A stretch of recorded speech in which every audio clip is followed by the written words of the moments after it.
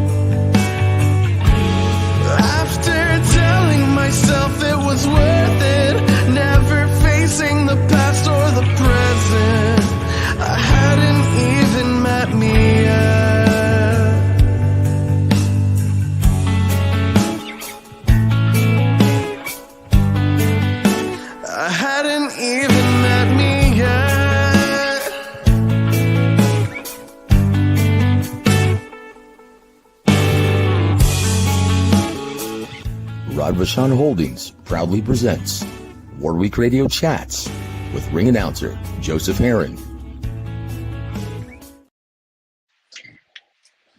Guys, welcome. Happy Sunday to all of you guys. Now, ordinarily every Sunday night before a big fight, we usually have Coach Gogue giving us his preview in the only way he can. But unfortunately, he's having to prepare some of his fighters for their upcoming event this Saturday night. So we've got sitting in for Coach Gogue, the incomparable Adam Mantequilla Lopez. Adam, welcome to the show, sir. What's going on, guys? Late edition, late night boxing with you guys. Always the best. Yeah. God bless you, Adam. Thank you for being available, my friend. We really appreciate it, brother. And I tell you what, we've got a great card coming up this Saturday night. It's going to be on pay-per-view, Virtue of, or Circa, at Amazon Prime. Now, I hate to say this, guys, but this very well may be, and it looks like this might be PBC's last event ever on Amazon Prime. Because let's just face it, they're forking over some huge guaranteed purses here for both David Benavidez and especially Tank Davis. And what are the chances of this pay-per-view being a big monetary success? I'm not sure. I honestly don't think it's going to be a big success just to people illegally streaming. I really don't think. I think pay-per-view is a thing of the past. I think Coach is onto something when he goes closed circuit TV is gonna have to make a comeback. And you know what? I think closed circuit TV could be a thing. I really like the idea of a drive-in. You know what, brother? Drive-in. That is amazing, dude. That's amazing. But that's an awesome idea. You know what, brother? But then yeah, man, I would love to see big-time sporting events on a drive-in screen. That would be amazing, guys. That is a great idea, Adam. Now, yeah. I'm going to try to convince him. We're going to be calling the action live from the Boeing Techport Arena this Saturday, and I'm going to try to get my guys, convince them to show the pay-per-view co-main and main event this Saturday night at the Boeing Techport Arena. Wish me luck, brother, because we just had a media workout this evening to feature, and in the main event this Saturday, it's going to be one of Robert Garcia's blossoming prospects, the always entertaining Daniel Cortez. Nope. And Adam, you're going to be there, aren't you? I would most likely try to be there. I'll probably be there more than anything. Yeah, well, but yeah, Robert Garcia shows are always good because guess you always know their guys are the best. They're well schooled, well trained. We just hope the opposition is going to be up to par. Maybe give them some rounds, but Danny Cortez is going to be headlining. Yes, sir. going to be I would think Daniel he would be. Cortez. Yeah, he's Undefeated. the I think he's 7-0 now or 8-0, one of those. he's 8-0. Yeah, he's the ticket seller. I would Yep. not expect him to not be headlining. Yep. He's a Is big ticket Hector seller here in San is Antonio. Hector on the card? I thought Hector was going to be on the card. Hector? Tanada, yeah, Hector Tanahara. yeah. I thought he Wow. was going to be on the Look, card. I'm not sure. I'm not sure. If he is, no wonder tickets are so expensive. Because Yeah. he's grown accustomed to receiving big purses from fighting on Top Rank at one point in time, and yeah, he got cut from them after getting blasted by Williams, or no, I'm sorry, Golden Boy Promotions, getting Well, blasted by Williams Zapata several years ago. he yeah. Well, I mean, he left. He left Golden Boy. Um, and then I think he was with the Zone for a little bit, and then they called him to fight William Zepeda. Then that's what happened. That fight happened, and then he was supposed to fight Andy Cruz, but then I guess an injury happened. Oh, that's right. Andy Cruz. Yeah, Well, I tell you what, he dodged a bullet there, brother. Because yeah. that is not a good matchup for him. But I'll say this, guys. Let's get to the main event of the evening. After we say hello to our dear friends in the chat, want to say hello to Tycho. Welcome to the show, sir. How you doing, my friend? Good to see you. Thank you for supporting Adam on this day and Coach Gogue. He's sorry he can't be here, but yeah, he's here in spirit. We'll hear Adam do his best impression of Gogi. Hopefully sans the F words. I will be as unhinged as I possibly can be. I will do Yeah. that. I love it, brother. Hey, Jesus, welcome to the show, sir. Thank you for supporting it. Adam on this day. Also, yep, Tank versus Frank. I love it. I love this whole card, guys. We're going to go through all of it. Mike Biggs Boxing. Salute to you, my friend. Thank you for supporting the show. Also, Kaboomerang. Yes. Welcome to the show, sir. The fight of the night very well maybe proved to be Benavidez versus Gvozdyk, in my opinion. Wow, We're going to Bostic get by to that. KO. We're going to get Adam's breakdown. We're going to go over the odds. We're going to get our final predictions. And yeah, in my opinion, though, guys, I think the style matchup and the fight that may prove to provide the most fireworks and the most drama very well may be the fight, second fight of the evening, the one for the WBC interim 140-pound title. And that's going to be Gary Antoine Russell versus Albert Puello. Woo! Well, I can't wait to Barn talk burner. about that one also. And Kaboomerang says Gvozdyk by KO. Boy, that would really be something because no one's ever come close to really. I don't think anyone's ever hurt David Benavidez in the ring. I know he's been knocked down, but he He's been wasn't hurt. dropped by yeah. Because Yeah, look, he crosses his feet when he tries to cut off the ring and close the distance, and that's a no-no, and he can get caught and knocked off balance, which is exactly what happened. So yeah, we'll see, but he's never been hurt. So Gvozdyk by stoppage. Boy, that would be something. That's a bold prediction, my friend. And one that would yeah, we got to bring look you at the a lot odds of for coin. that.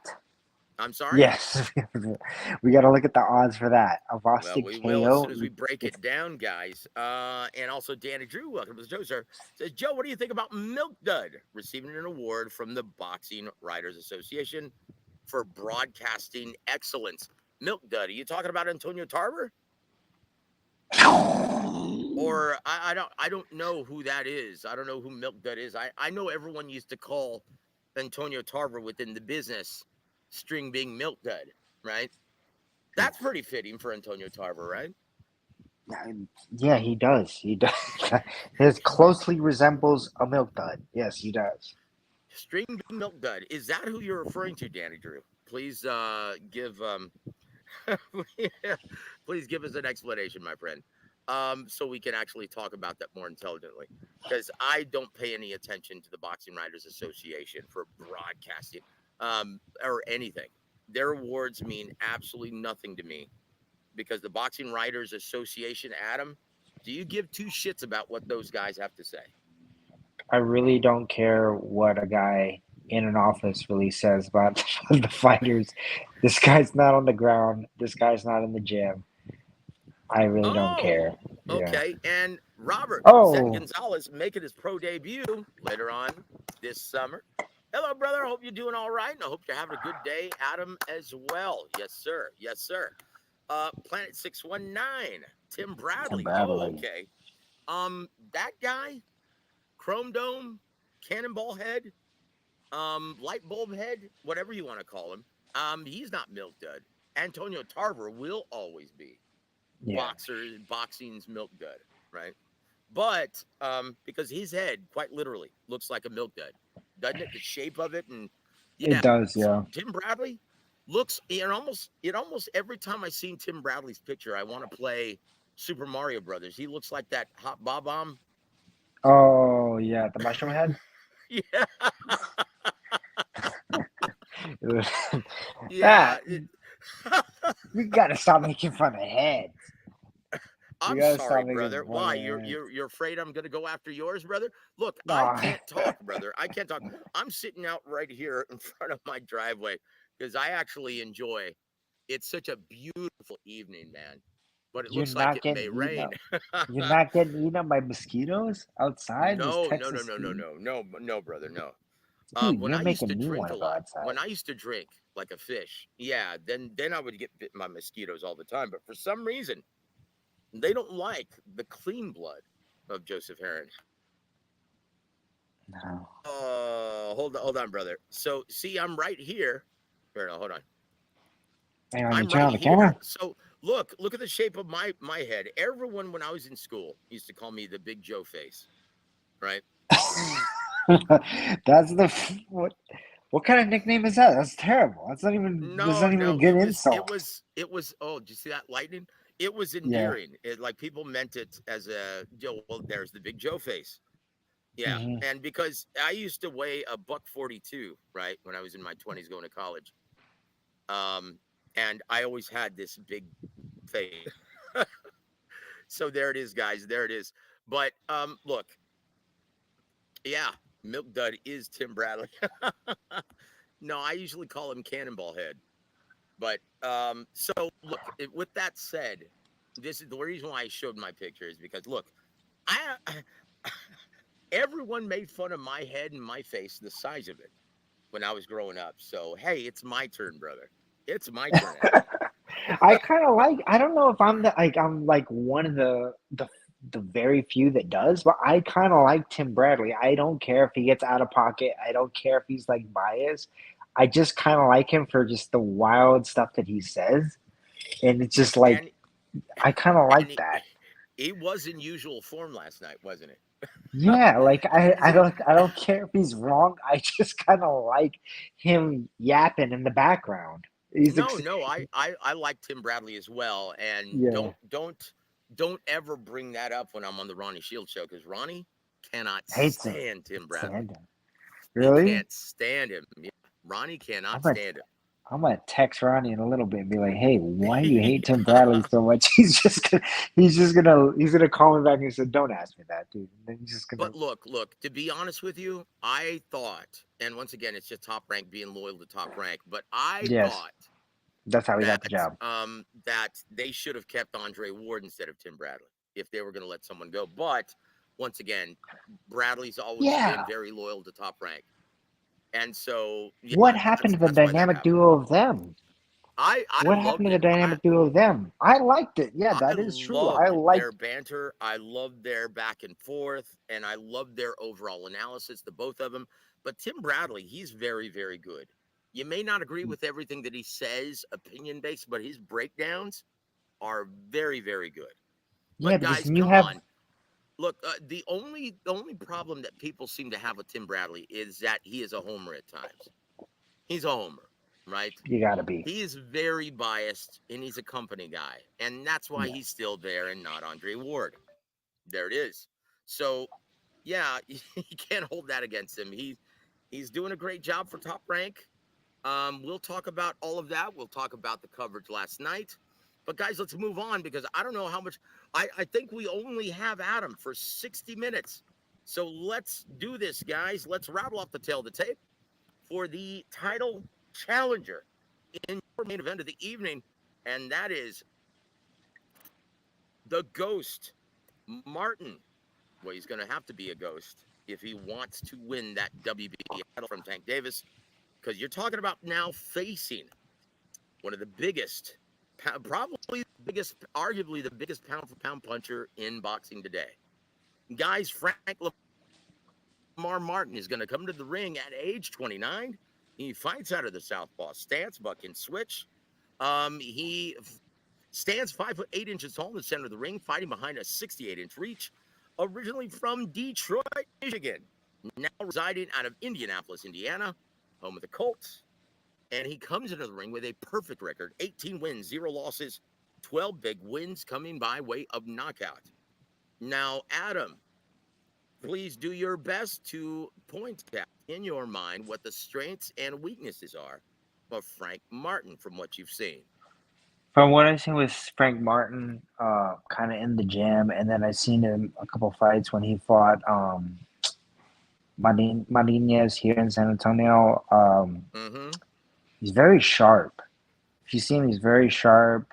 He's got he's very twitchy. He's a very good counterpuncher. Uh, Kind of explosive with the counterpuncher, but he lacks the power that and the like nuclear explosion that Tank has when he goes off. But he is still very fast, very twitchy, good reflexes, kind of explosive. I think lacks the power, but he should give him a good fight. But I kind of think Tank still overcomes it and stops him because Dude, Tank is you're doing your Tank. prediction way too early, Adam. I See, okay. I'm sorry, this is your first time. My apologies, brother. I shouldn't have assumed. Yeah, Yeah, we go to strengths and weaknesses. Then we go what he has to do to upset Tank Davis. And then you make your final prediction after we talk about the odds. yeah. And I'll give the War Week Boxing sexy bet of the weekend, right? And then you give your prediction. I got it. But Okay. but you Anyway, didn't know that. My apologies. I should have gone over yeah. that with you before. I'm so sorry, dude. But he's a twitchy Um, guy. He's fast. He's got the reflexes. Can he do some damage against Tank? Tank does give up early rounds, so we don't know really. We got to see it. yep, and there it is, guys. There it is. My apologies. My neighbor Charles, he's such a great guy. Shout out to my brother Charles. He's got this huge monster truck, and it's a chore for me to even it. And he's backing it up at this time. So yeah, that's what you hear. It almost looks like it's a transformer. It's so massive. And because he's got a boat, he just jacked that sucker up like 5 feet. It Hmm. virtually looks like a monster truck, guys. So my apologies while that's going on in the background. You Okay. can't even hear But it. Yeah. yeah, Frank Martin, guys, I think, Adam, do you think that, see, the only thing I don't like about Frank Martin going into this, right, is the inactivity. He hasn't fought since July of last year, and that was against Artem Haratunian. And that Yeah. was a prolific counterpuncher from, I think, is Uzbekistan, I Uh think. huh. And yeah, he really had to struggle. He really struggled, and he really had to bite down in the championship rounds. He and Derek James, and I thought he did a great job in pulling that one out, getting the knockdown. And the final round was it? I, I think so. Yeah, or the second to last. I'm not sure.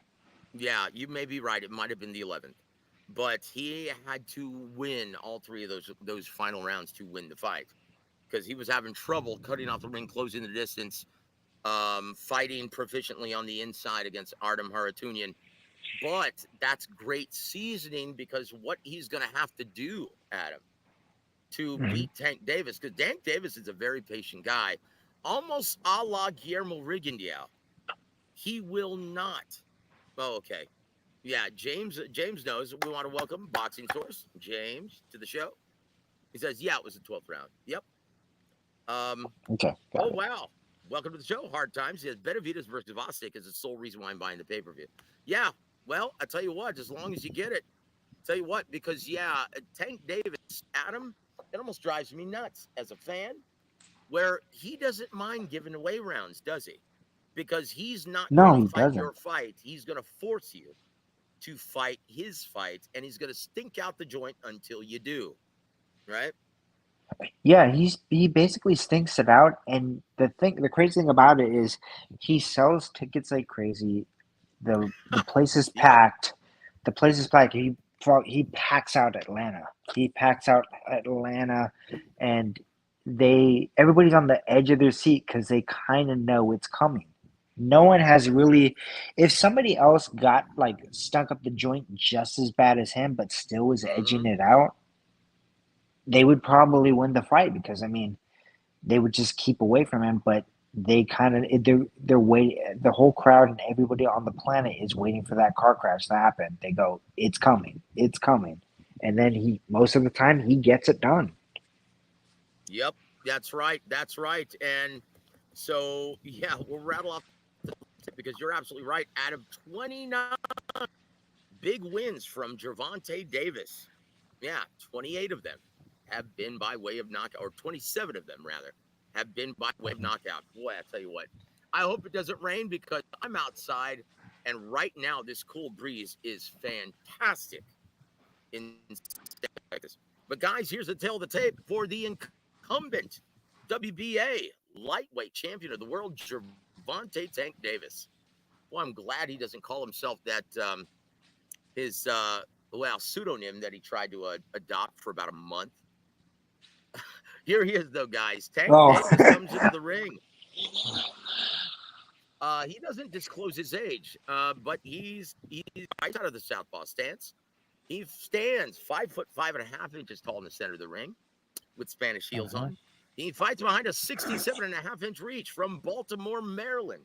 Once again, he comes into the ring with a fine record: 29 wins, 0 losses, 0 draws, 27 wins, coming by way of knockout. Adam, what's there to like about Yes. Gervonta Tank Davis? Um, he's experienced, dude. He's experienced. He's been in big fights. He's been in big fights. He knows how to handle the whole situation. Um, the spotlight doesn't. He doesn't shy away from the spotlight. And the thing that we just said right now is he'll stink up the joint, and he's perfectly fine with stinking up the joint, not playing to the crowd, not letting the crowd or not letting anybody tell him how to do his job.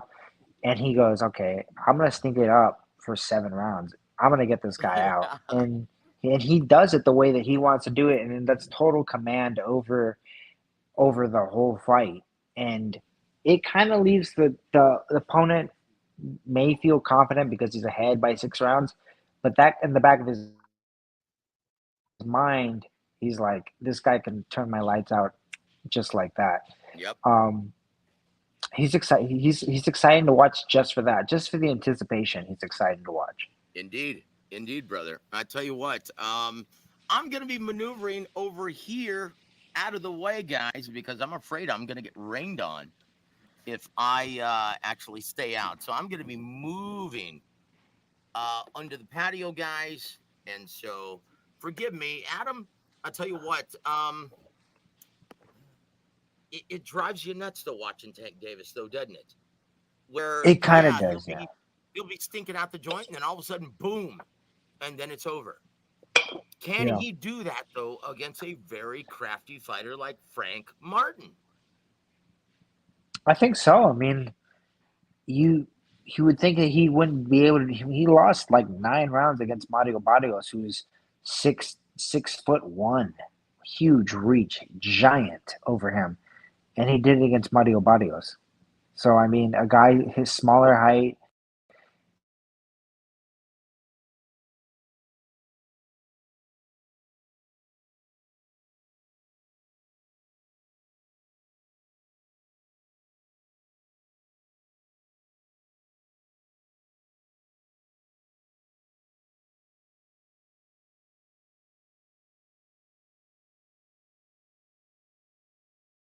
There it is. Can you hear me? Can you hear me, guys? Adam, are you still there, sir? Oh boy. Yeah, it looks like it's gonna rain, guys, here. My apologies. Can you guys hear me okay? Can you guys hear me okay? Ah, shingo.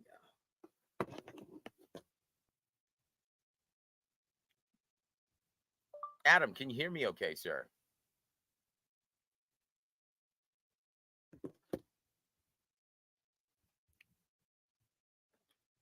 Well, I tell you what, guys, I'm not getting a warm fuzzy. Oh, okay. So it's Adam who you can't hear. So anyway, guys, I tell you what, we're going to continue, right? And hopefully, Adam, we can start to hear him in just a bit. Sorry, guys, I had to move my desk, my little portable desk, back under the patio so I could continue the show and still be outside where it's nice and cool. And boy, you can smell the ozone in the air. It's gonna rain, guys. But we're gonna continue with this show, guys, and I hope Adam makes his way back on. Yep, let's see. Here he is. Okay, can you guys There hear me you are, now? brother. Yeah, we can Okay. hear you now, brother. I tell you what, so I honestly I thought his preparation, Frank Martin's ascension to this, once again, I thought it was a brilliant job of matchmaking, seasoning him the right way and get him ready for this moment. Matchmakers Ron Katz and Tom Brown, right, for PBC. I thought they did a brilliant job. Once again, taking on, you pointed out, in San Antonio, Texas, on the undercard of Magsayo, was it? Yes, Um, yeah, versus what's his name? Yeah, the tall, ugly Jackson Martinez. yeah. Oh yeah, he fought Jackson Martinez on the undercard of that San Antonio fight card on PBC. Yeah, Ray Um, Vargas, that Mark Yeah, Messiah. Ray Vargas. That's who I was talking about. I couldn't remember his name, but yeah, Ray Vargas. Also, yeah, I thought he did a brilliant job having to dig down deep, and add that seasoning, adding that new wrinkle of trying to cut off the ring, closing the distance. Because look, Frank Martin originally is a counterpuncher by trade, so is Tank Davis. And Yes, if he thinks, once again, Frank Martin is going to have to use that same strategy in cutting off the ring and closing the distance, intelligently working behind an intelligent jab. Um, he's a crafty southpaw as well, and this is going to be very kind of a different look for Tank Davis, right? yes, I also like, once again, in his follow-up fight, Michelle Rivera. Once again, another prolific boxer puncher who's a counterpuncher by trade as well, who uh, doesn't veer from the script. He's going to stick to that game plan. He's not going to come at you. So it forcing Frank Sanchez to cut off the ring, close the distance, break him down tactically, work beautifully behind the intelligent jab, showing Michelle Rivera different looks, different angles, and it was a brilliant performance. In my opinion, his best performance to date. And then you had that gritty effort against Artem Harutyunyan last July. Once again, I just don't like the inactivity here, Adam. Now, why is inactivity a fighter's first or a fighter's worst enemy, Adam? you get rusty. That's why there's a thing called ring rust. I mean, you gotta surround yourself with the whole atmosphere of fighting. You gotta have that nervousness about you, that good nervousness about I gotta fight. I gotta, I gotta win this thing. You gotta have that urgency. That's the word for it, urgency. And Yep. you gotta be in that like kind of Spartan mentality, and you gotta be just ready to fight. And the more that you're in that atmosphere, the easier it is to get into bigger fights There it because you're is. There it always is. in it. As they always said, like I don't know if you guys are into wildlife and animals. They were like the tiger is bigger than the lion, correct? Uh-huh. Probably is. What they always says, lion probably gonna win against a tiger due to the lion has to fight more often than the tiger does. Just activity right there. And that's just in nature. It's the same Mm-hmm. thing that goes for fighting. The guy that fights more is gonna be used to it. That's it. That's it. I tell you what. And Tank Davis, once again, he hasn't fought. This is his first fight since, well, having a nice 6 month vacation in the Huzgau, right? Or was it like 90 days, 3 months? Hmm.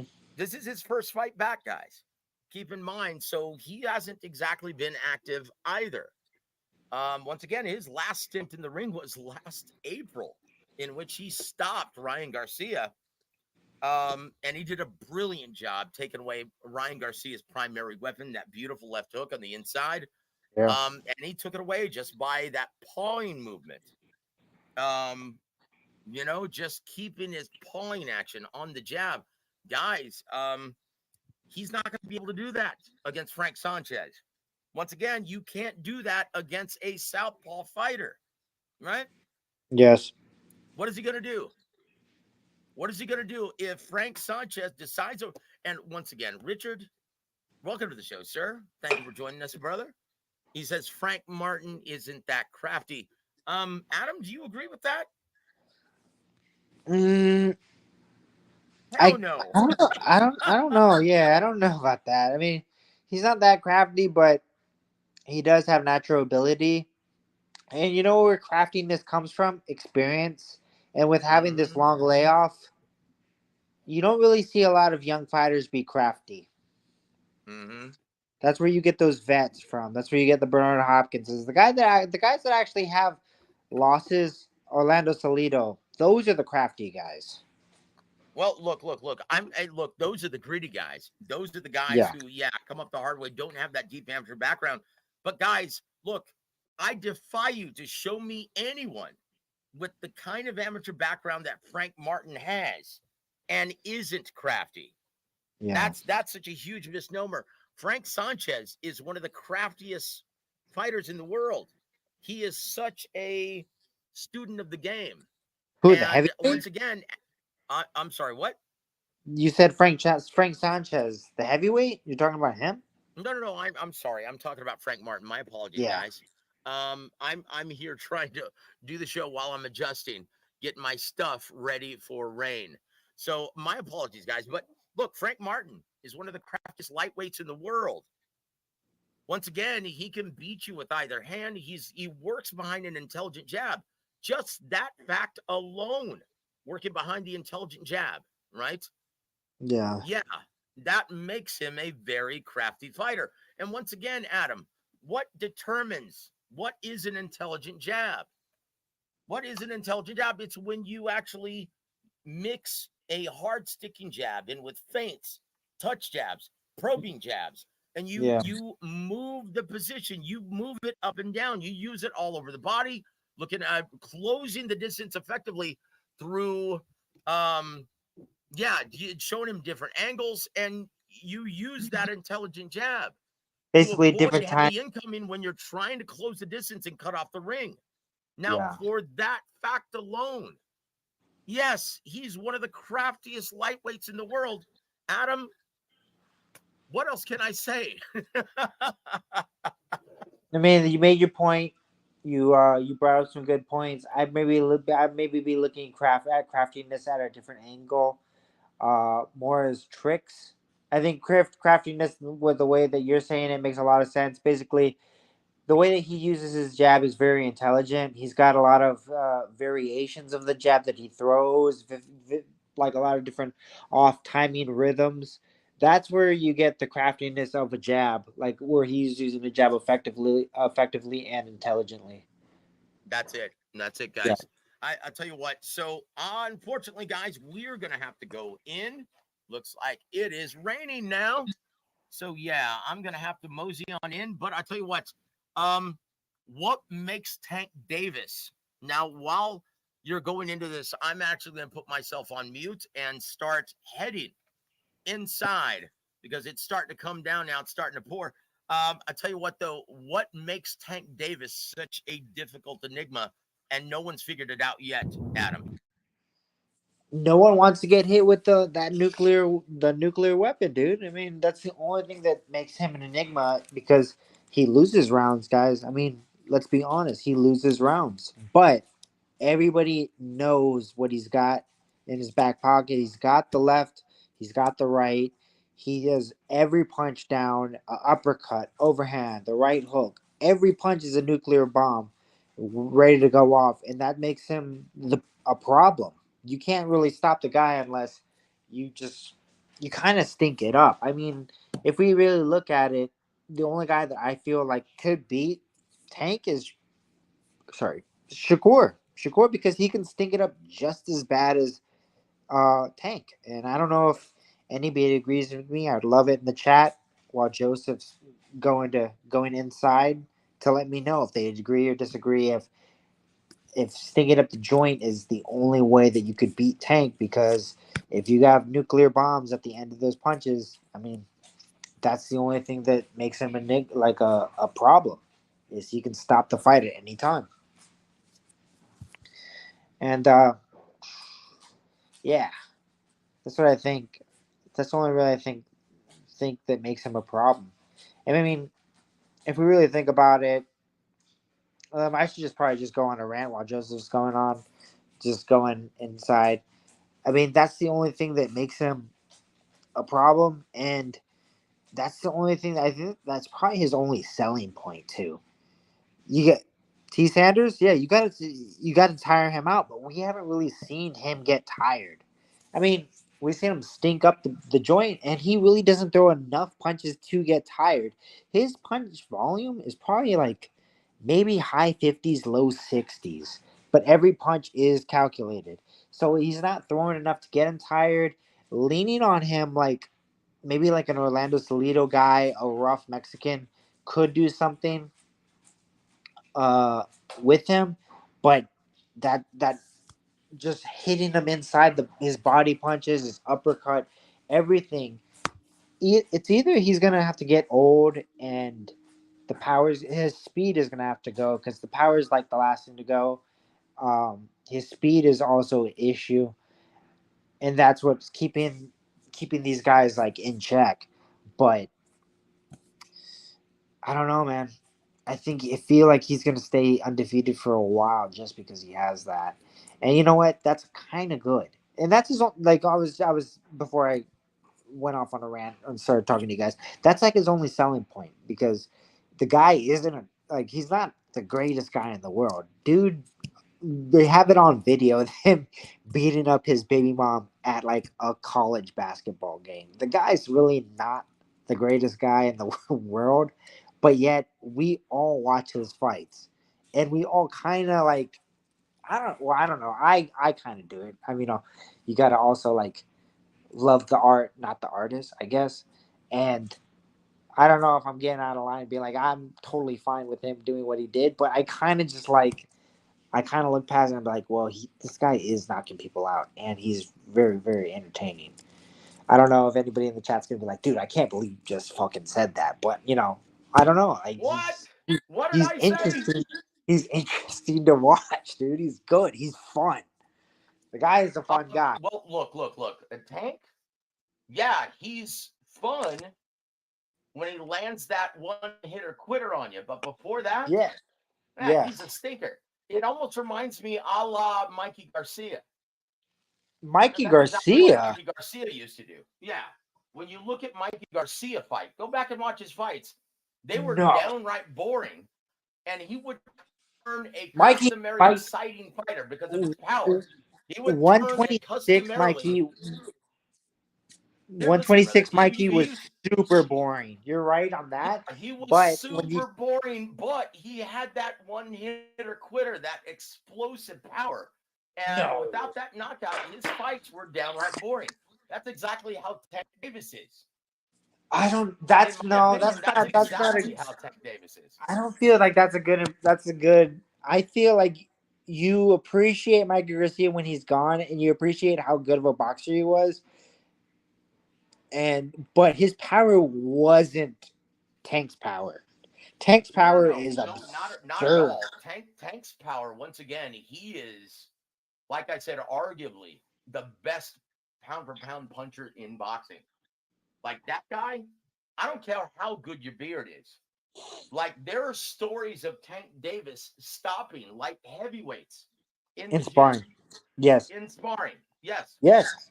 I talked that's to. how hard he punches. Like Yeah, that guy's a phenom.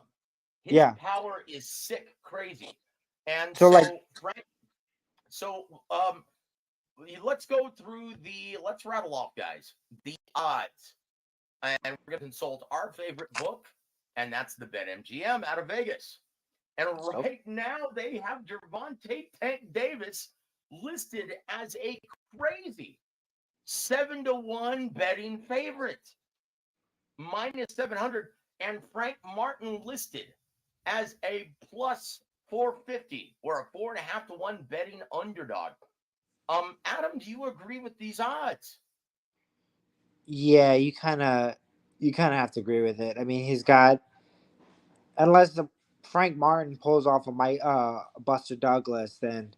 But I mean, you kind of have to take it. Both are off of coming off a really long layoff, so I mean, no one's really at an advantage of activity wise. But you kind of have to agree with the odds. I mean, Vegas is usually right about stuff like that. Um, I mean, Well, I I will I say agree with this: it. they were terribly wrong going into Devin Haney versus Ryan Garcia.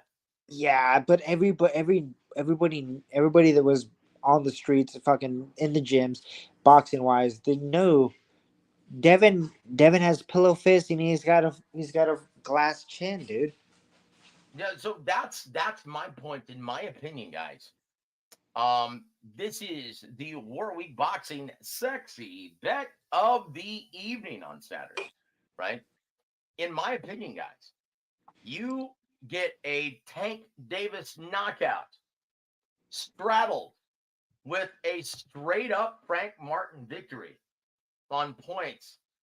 In my opinion, that's the way to bet. Because I'm sorry, plus 450, that's way too good to pass up. Yeah. And then you look at a late round stoppage. Now, once again, we always like to look at the group betting. And for a Tank Davis stoppage between rounds 9 through 12, it's a plus 225. In my opinion, that's the way to bet. That's the only way you're going to make money with if Tank wins in a minus 700 for a straight up victory for Tank Davis. And let's just look. I think Frank Martin is crafty enough, and is intelligent enough where he's not going to get stopped like Rolly Romero rounds 5, 6, 7. If Gervonta Tank Davis does indeed get the knockout, it's going to be between rounds 10 through 12, which yields a plus 350. So, guys, if you're going to bet, our sexy bet of the weekend and our strategy for betting on this fight is going to be a knockout, a group round bet. Gervonta Davis rounds 10 through 12. Knockout yields plus 350, straddled with a straight up Frank Sanchez victory at plus 400. A Frank Guys, you Sanchez should win victory? money. I'm sorry, Frank Martin. I keep doing that. My apologies, dude. Frank Martin. Thanks for correcting me, my friend. A Frank Martin victory at plus 450. That's good. That's the Warwick Boxing betting strategy. Now, are you ready, brother? This is the very first fact or fiction of the night. Floyd, please Hey, go. hey, we ain't ducking and dodging nobody. It's time for fact or fiction. Adam, here we go. Fact or fiction, my friend. And we'll get your final prediction right here. Pat Davis will win a tactical, unanimous, but controversial decision over Frank Martin this Saturday. Fact or fiction? Fiction. I think it's fiction. ¿Por qué, señor? I just, I'm a big believer in that power. I'm a big believer. Um, I'm a big believer just his speed, power, explosiveness. I don't. I mean, we've seen Frank Martin in tough fights and where he had to edge it out. And I don't think that in activity, I don't think he's got the activity or anything. If he had the activity, maybe I think he wins. But I don't think he wins. I think Tank pulls it out, and I think Tank knocks him out. I think he stops him. Yeah, look, James Tony once told me that look, the reason why he always stays in the gym because let's just face it, James Tony depended on his timing for success. And when he didn't stay in the gym, that's when he looked really iffy now, didn't he? Yes. Because James Tony was a tale of two fighters. The guy who was in shape and focused and always in the gym, or the guy who didn't take his opponent seriously. And when he didn't, he struggled. And he told me, yeah, the reason why I like to stay in the gym now and constantly just spar, because if you're inactive, and let's just face it, he wasn't a ticket seller, so he's avoided by most at 68, 75, even cruiser, right? Yes. He wasn't a huge ticket seller, James Tony. So yeah, people avoided him like the plague, and he had these spots of inactivity later on in his career, right? With Goose and Tudor Promotions. Yeah. And so he said, I have no choice. I have to stay in the gym. I have to spar as much as possible, and I have to stay sharp because ring rust affects counterpunchers the most. Ring rust doesn't really affect a guy like Brandon Rios, right? Yeah, Or you're a guy like completely Julio right. Cesar Chavez, or a guy like Pitbull. Roberto Duran, a guy who's going to come right at you and is going to be assertive. He's going to get off first. Yeah, why does it affect counterpunchers so dramatically, Adam? Because it's about timing. That's a really good point. I really never thought of that until right now. The guys that are very aggressive, they don't really need to spar that much, and that's kind of good because they don't take any wear and tear in the gym. And guess Yep. what? They go off the beat of their own drum.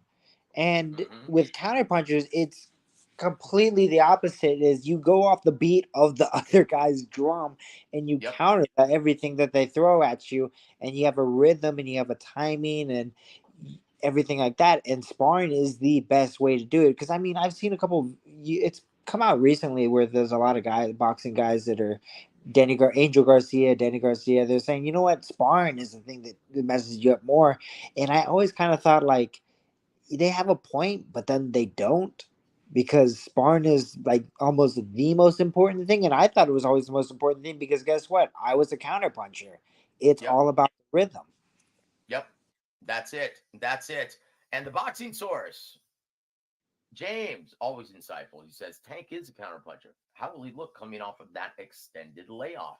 Once again, guys, expect some rust because he is Yeah. indeed a counterpuncher by trade. So we expect, well, not a whole lot happening from him within the first 4 or 5 rounds. But as soon as he finds that range, as soon as he gets his eyes Yeah. adjusted to the timing, That rhythm. rhythm, the movement of Frank Sanchez, yeah, it's going to be tough sledding for Frank Sanchez. But here's why I like Frank Sanchez. And here's Martin. why I actually made that factor fiction. Because hmm, as I think Tank Davis may get the late round stoppage, and this one might actually go to the scorecards, guys. The reason why I think so, right, is because Frank Sanchez has a he's got a very intelligent jab, and he likes to try and close the distance behind that intelligent jab. Dude, yes, I'm sorry, guys. My apologies. Yeah, I keep saying Frank Sanchez. Damn. My apologies. I'm sorry, Frank Martin. Frank Martin has a very intelligent jab. And you know what? That's going to be very difficult for Tank to gauge that timing, rhythm, that distance if he's working behind an intelligent jab, using touch jabs, feints, probing hard sticking jabs to the body, chest, and head, changing levels, changing angles. This is going to be very difficult. Now you found out. Now you know this, Adam. How difficult is it for you to time and counter effectively a guy who's using constant upper body movement and feints? Very hard because I mean you don't know when they're gonna explode, especially a guy. If it's a guy like Tank in this scenario, who are we talking about? We're talking about Frank countering against Frank Martin or Yep. countering against Countering Tank. against Frank Martin. Yes, I sir. mean, with Frank Martin, I wouldn't really have to worry about the power so much, but he is going to be very twitchy. He's going to be very he's going to be his reflexes are going to be sharp. This guy's going to be very Mm-hmm. very sharp. He doesn't never comes in not sharp. and Mm-hmm. he always comes in shape too. I feel Frank Martin's gonna be. It's gonna be a hard counter because he's gonna be sharp. Tank's gonna throw a jab. Tank may get hit a couple of times with counters. Mm-hmm. I wouldn't be Look. surprised. I would not be Yep. surprised. I'll tell you what. Once again, how much success did Michelle Rivera have in countering Frank Martin effectively? There, I said Martin. Thank God. Whew. Yeah.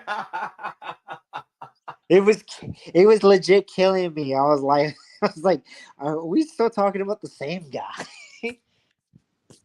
My apologies, sir. But once again, how much success did he have in countering Frank Martin, Michelle Rivera? Yeah, Not much. Not much. yeah, That's a not much. problem.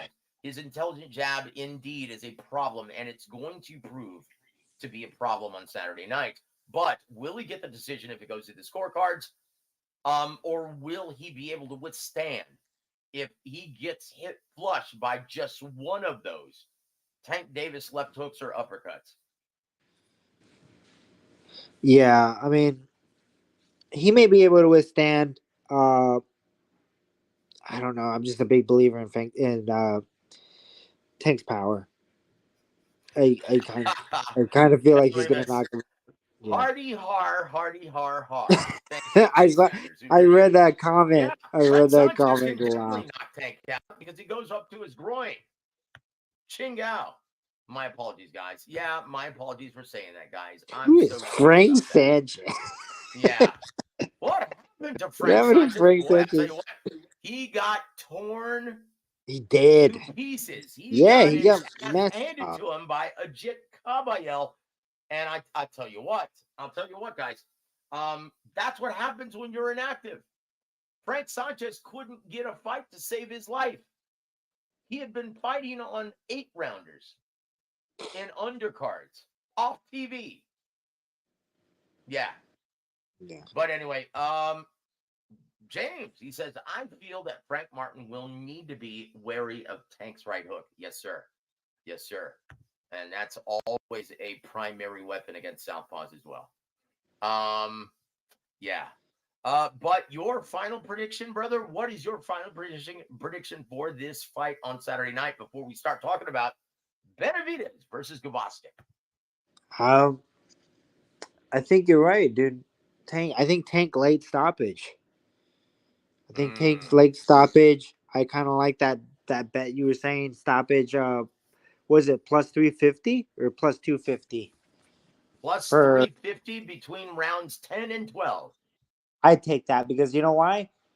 We just were going over it. Tank gives up rounds. He gives up at least 6 rounds. And there it is. And there it is, guys. There's Adam Lopez's official prediction. And that coincides. That's right there aligned with our sexy bet of the week. And there it is. And there it is, guys. So let's take off this banner, guys, and let's rattle off the tell tape because we're running out of time with Adam Lopez. Let's rattle off the tell the tape. And I Oh, don't have to say Frank Martin or Frank Sanchez ever again. Yeah. So let's rattle off the tell the tape for David. Oh no, I'm sorry, Oleksandr Gvozdyk. Oh boy, he's now talk about being inactive. Now he's been relatively active now, but not on this level. It's been a minute since he's been featured on the big stage. So we'll rattle off the tell the tape for the nail, Oleksandr Gvozdyk.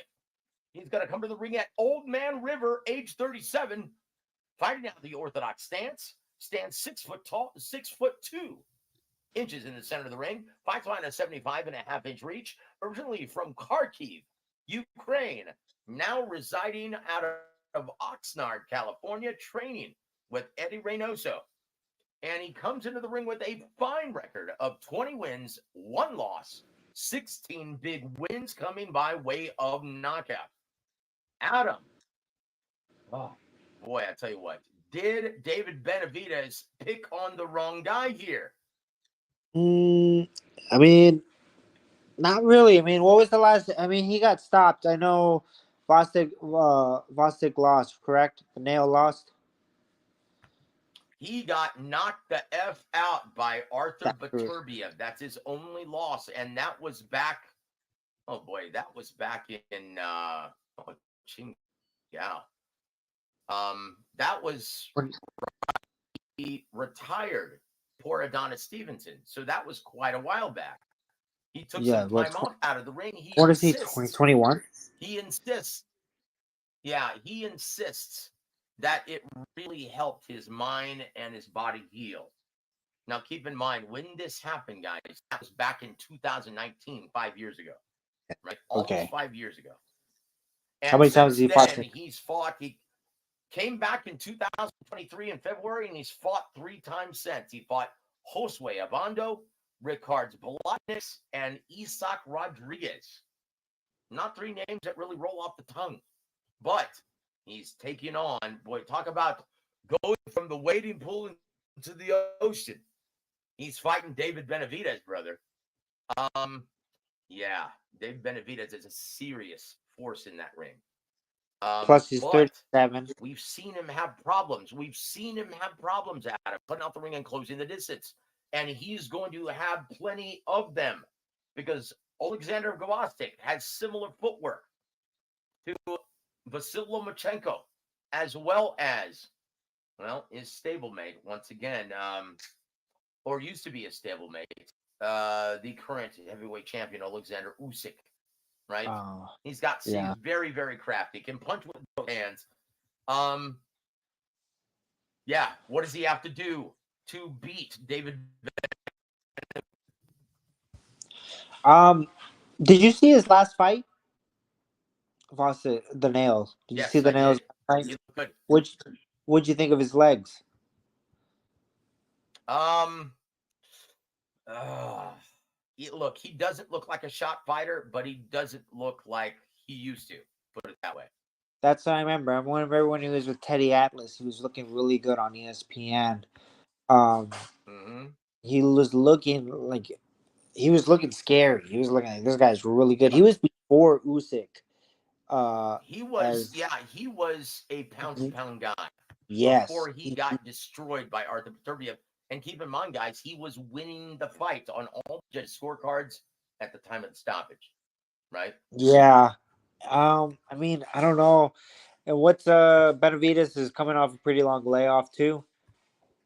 Yep. I Well, let's find out. No, he fought in October, I think it is, or was it September? I think it was October against Boo Boo Dimitri Andrade. oh So let's take a look at the tail of the tape for David Benavidez. David Benavidez comes into the ring. The monster or Bandera Roja comes into the ring at age 27.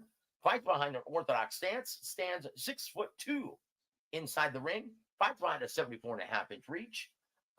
Born in Phoenix, Arizona, now residing out of Las Vegas, Nevada. He comes into the ring with a perfect record: 28 wins, 0 losses, 24 big wins coming by way of knockout.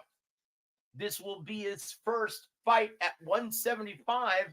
And in my opinion, Adam, he is stylistically going to have a lot of issues with Oleksandr Gvozdyk. What say you, brother? Do you like this fight or do you dislike it for David Benavidez? Did he pick on the wrong guy? I don't think he picked the wrong guy. I think he did it right. I mean, the Nail's 37. Let's be honest. He's 37 years old. He's fought in 3 guys to try to get himself into this title position. He got himself into the position to make a fight. Um, I don't want to sound like I'm just gonna go with the betting favorites, but I do feel like Benavidez. They picked the right guy. This is a pretty good guy for your coming out party at 175. Guy 37 years old. I feel like his legs. I haven't seen it. I didn't see the last fight. But from watching him when he was in his prime and seeing the foot Mm-hmm. movement on him to Yep. now being 37, a few years later, I don't think his legs. Usually the Ukrainians, the first time once their legs go, that's that's their main. That's almost their jab because Yep. they move with in and out of distance so good, so smooth on those feet, and once Yep. those feet go, you got then you have to actually depend on the jab. But then to get yourself out of a situation, you don't have your legs, and That's right. so And let's just face it, Adam. Your legs are the foundation of your defense. exactly, because if you can get in and out, you can move, you can create, and it's almost a foundation of your whole offense too. Because look at Chocolatito. Chocolatito really Yep. didn't move. He wasn't springy. He wasn't this, but he was very good at making angles, Oof. and he went so long in his career at the lightweight classes, which is very hard. I try to do it. It's you don't really last that long at 122 and under, and Chocolatito made it a long time just because based off he had a great foundation of his jab, uh, his combination punching, and also his footwork. Once the footwork kind of goes, that's your foundation is falling under you, That's it. That's and that it. I tell you that's what, then not that. that brings us, once again, that brings us to another. Hey, we ain't ducking and dodging nobody. It's time for fact or fiction.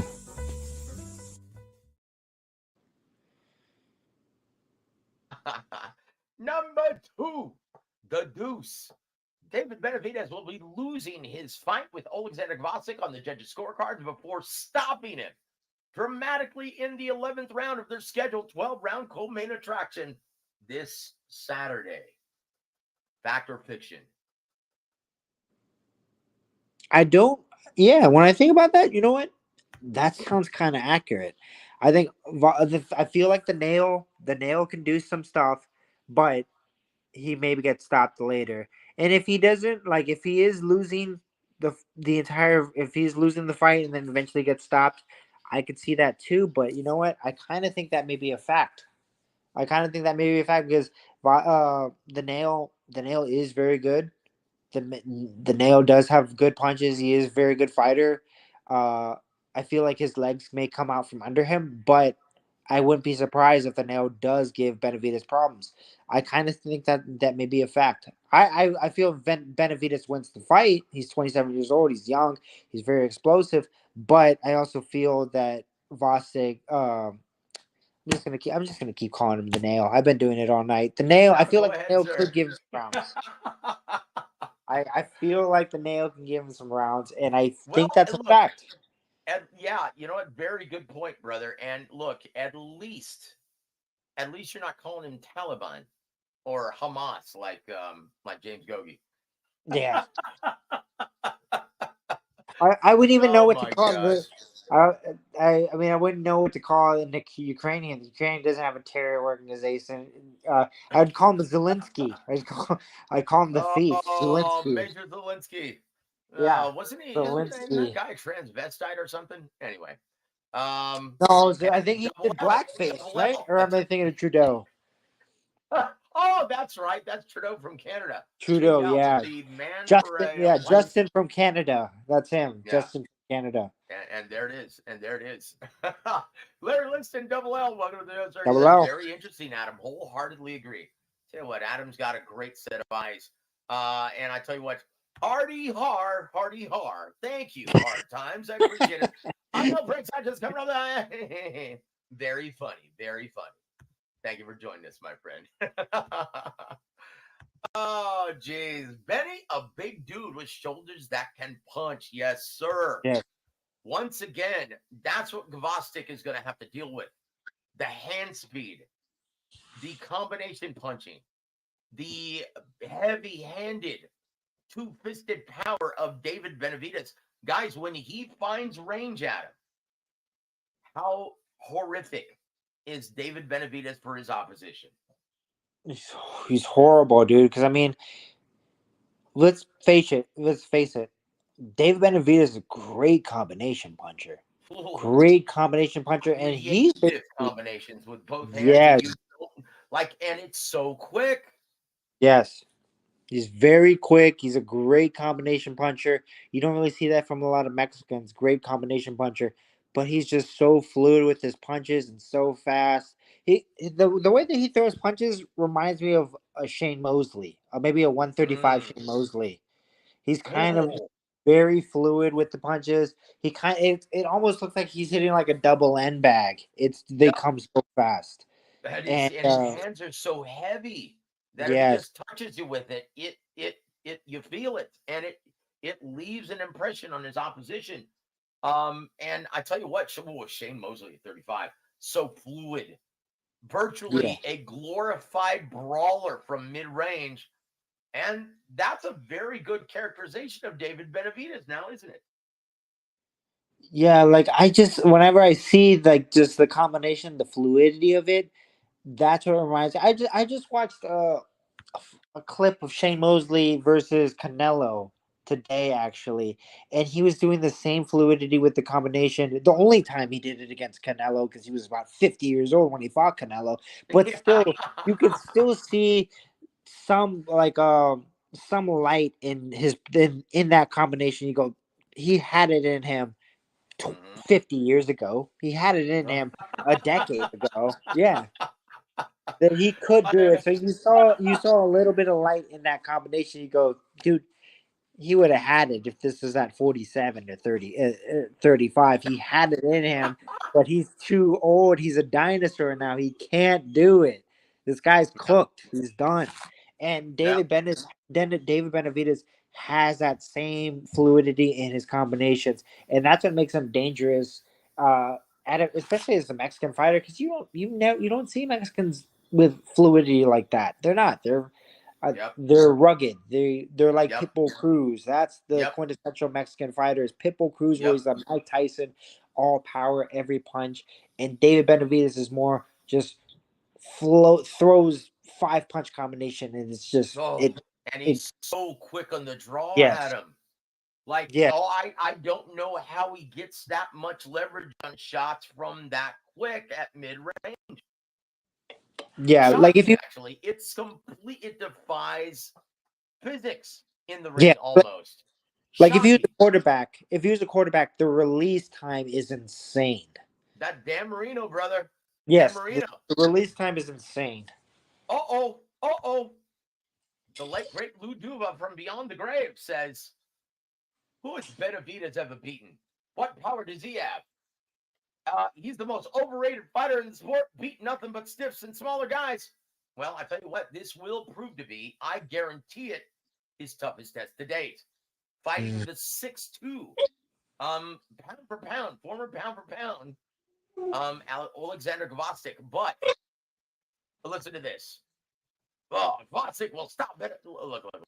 Look. If you're a Canelo fan, just say so. Just say, hey, man, I'm a Canelo pom-pom waver. And that's why I'm overtly scrutinizing and overtly critical on David Benavidez.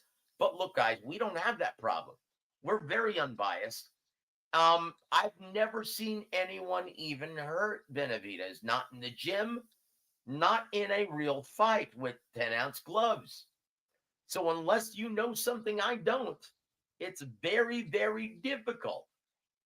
It's very, very difficult to take what you're saying seriously and listen to this chump. I don't care about Canelo, but you sound like a tard. Okay, yeah, all right, dude. I know who this Oh, is. Shane, get This off. is okay. Remember that one day there was who the fuck was it? It was somebody that kept on commenting, but they would comment as this one guy, and they would have arguments with themselves in the comments, uh, representing No, this no, no, one. no, So no, like, no, no. Here.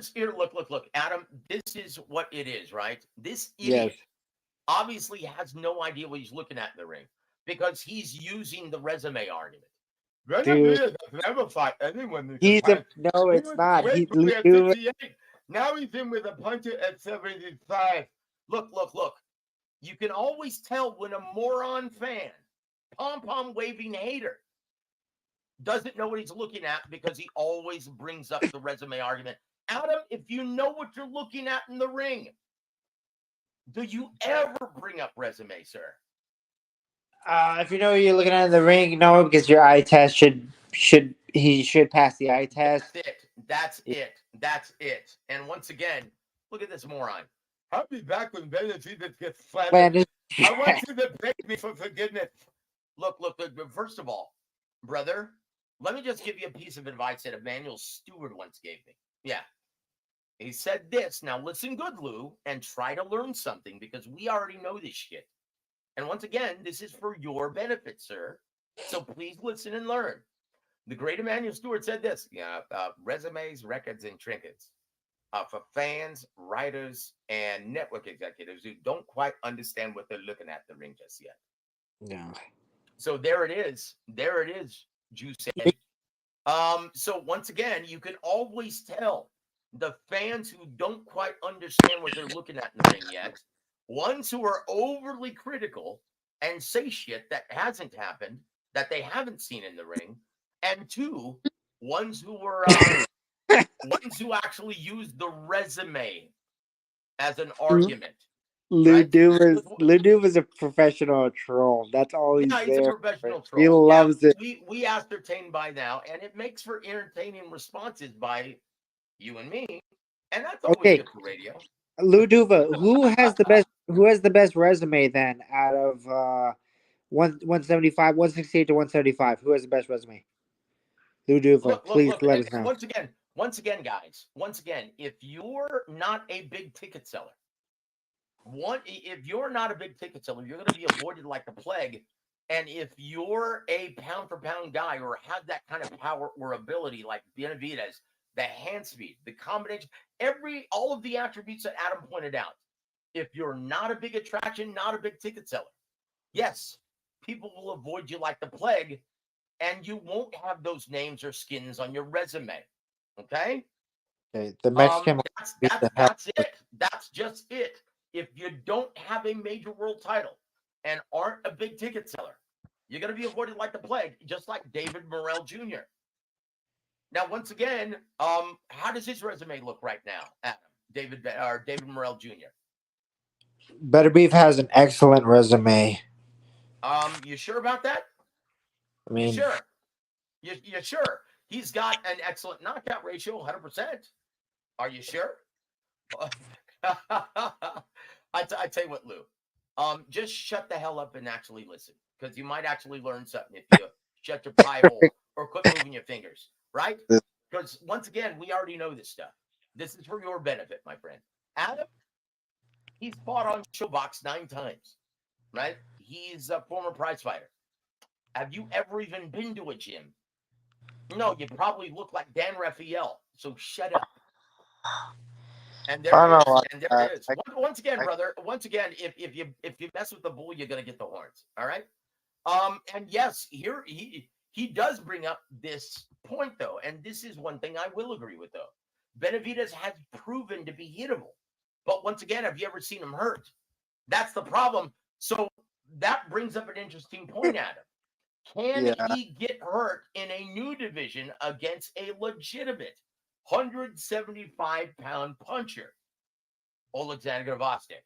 That's the only intangible that has me on edge when trying to come up with a betting strategy for this. yeah. Um, yeah, he can always get hurt from going up in weight. I was looking at what Luduva was saying about the resume. I know I probably shouldn't give him the time of day on it because you probably would get upset. Okay, but he did beat the nail. Marcus Brown, that's shaky. Joe Smith, shaky. No. Once again, he doesn't. And once again, resumes are for kids. Hey, Yeah, tips and are for kids. Yeah, yard. resumes are for fans who don't understand what they're looking at and are contingent upon opportunities given to you by your promoter. So, Yeah, who you're signed with, your level of attraction greatly determines how many skins and how many scalps you have on your resume. Let's take Sean Porter, for instance, right? Why did he have so many big names at 47 on his resume? Because he was beatable. He was beatable. Let's just face it, guys. He was good enough to compete at the elite, but he wasn't good enough to beat the great majority of them. And that's why yeah, he's got so many scalps and so many names on his resume. Guys, once again, the resume argument doesn't say shit, right? It really doesn't tell you anything.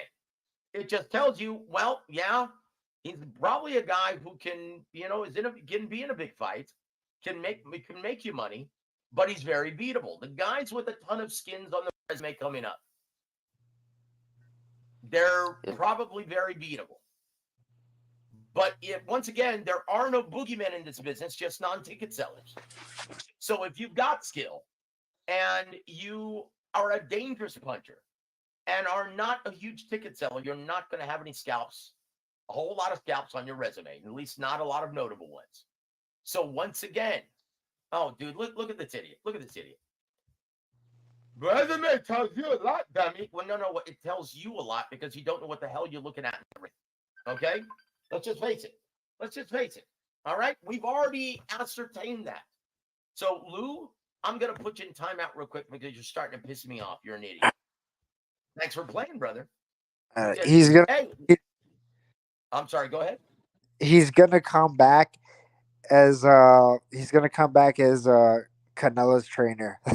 He's gonna come back. He's It's probably, you know what? That's a pretty good guess because that's what these idiots do, right? that's They're what like he does. Well, they multiply. They're it's like the fleas. same guy.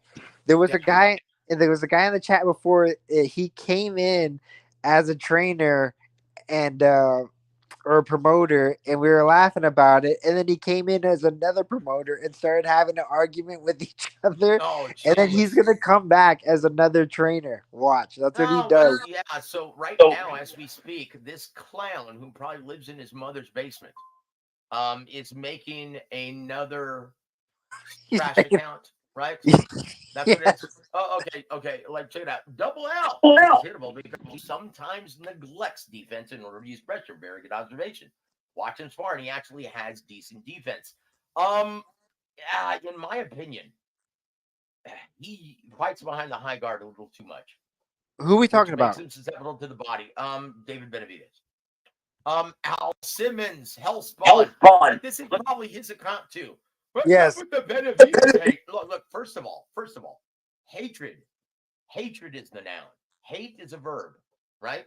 What's up with the David Benavidez hate? No, or I mean, Arthur Beterbiev hate. No. No one is hating on Arthur Beterbiev. He is a total badass. And in my opinion, he should be in everyone's top 5 pound for pound. He is an all-time great. So I don't know what the hell you're talking about. Once again, yeah, Double L. He's got a great catch and shoot game. And Khalid, how you doing, my friend? Yeah, unfortunately, we already talked about Tank versus Frank. We'll actually sum up. Benavidez is a beast. Don't want that. Well, I'm sorry. Con Yellow, don't want that smoke. Well, Yeah. look, guys, he's not going to have a choice. Once again, Benavidez has been talking about that. Oh, I can feel the fight's getting closer. Well, dude, only because he doesn't have any options at 68. That's going to be a real problem for Canelo Alvarez if he wants to continue fighting, right? In my opinion, it almost would be advantageous or beneficial to David Benavidez to look less than stellar in this fight. That might be now, but you don't want to plan for that. And you don't want to try. It's a very dubious strategy to use against Oleksandr Gvozdyk because he's fully capable of pulling off the upset on Saturday. But guys, here are the odds according to BetMGM because we have to say goodnight to Adam. It's getting ready to hit midnight over here in San Antonio, Texas. And the odds, David Benavidez, wow, he's a minus 550 or 5.5 to 1 betting favorite. With Oleksandr Gvozdyk at plus 350, which is a 3.5 to 1 betting underdog. Do you agree with those odds? Yeah, I think I agree with him. I like that. I like him. And what is your official prediction for this fight? Once again, Dave Benavidez. Fact or fiction, brother? Dave Benavidez will be losing his fight with Oleksandr Gvozdyk on the judges' scorecards before stopping in the 11th round of their scheduled 12-round co-main event this Saturday. I would take that one as a fact. I think I would not be surprised if Vosig, the nail, starts winning the fight, and then Benavidez with the younger energy, the better punches late in the round. He's got a little bit more energy later on, stops him. I wouldn't be surprised I would. I think that Benavidez does win the fight, but I wouldn't be surprised if that does happen. So I'm gonna take that as a fact. Okay, and once again, guys, we recommend the same betting strategy that we used against or in the Tank versus Frank fight, right? Which is a straight up Oleksandr Gvozdyk victory at plus 350, straddled with a round group bet for David Benavidez knockout in rounds. Listen to this. David Benavidez, if he gets the knockout in rounds 10 through 12, that's a plus 440. I dig it. I dig it. I think that's exactly what happens.